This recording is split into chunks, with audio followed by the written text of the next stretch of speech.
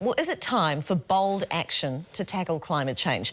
Some of the country's leading charities believe so. So they've joined together to try and force the government to take meaningful action over carbon emissions. OXFAM's Rachel Missouri is here to tell us more. Good morning. Good morning, Hello. Tell us a bit about your campaign. Yeah. Well, this is quite unprecedented to have 14 of the leading international aid charities together. And it's because we're really deeply concerned. We're concerned because we are seeing the impact of climate change happening on those who are least able to manage it, the poorest of the world, and that's the work that we do. So this is why we have come together, because we're concerned that after 60 years of some really significant work on poverty, we're beginning to see it unravel as a result of climate change.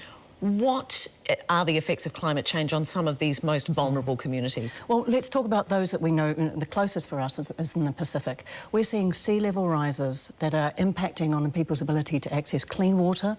It's contaminating their water supplies. It's also, as we know, the cyclones that we've seen, Cyclone Pam, Cyclone Winston, some of the most fierce and powerful cyclones that have been clearly linked directly to climate change are causing havoc to people's livelihoods, to their homes, to their safety.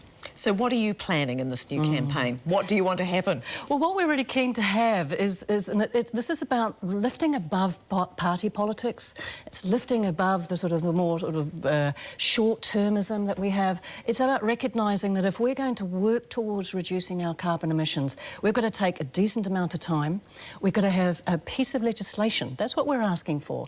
Something like a Carbon Zero Act that would require our government, doesn't matter which government, and we're looking at cross-party support here to be able to pass into law a target that requires us to meet, that also looks at asking the government to set up a plan that we can all engage with, all the industries, all the sectors, agriculture, etc., and a commission that would hold them to account. So you'd like zero carbon emissions by 2050, I see. Is that a little unrealistic?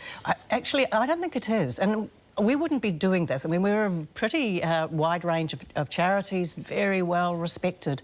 We're asking this because we're actually looking at basing it on science. We're not alone in this request. The Parliamentary Commissioner for the Environment came out last week with exactly the same request. We're very aware that there are other countries that have stepped ahead of New Zealand on this. The UK, Denmark, Finland, Mexico, Ireland. They've actually passed into law targets that they believe are achievable. So 2050 is the target that we would like, it's the year that we'd like the target to be done by. We'd actually like it to be earlier than that.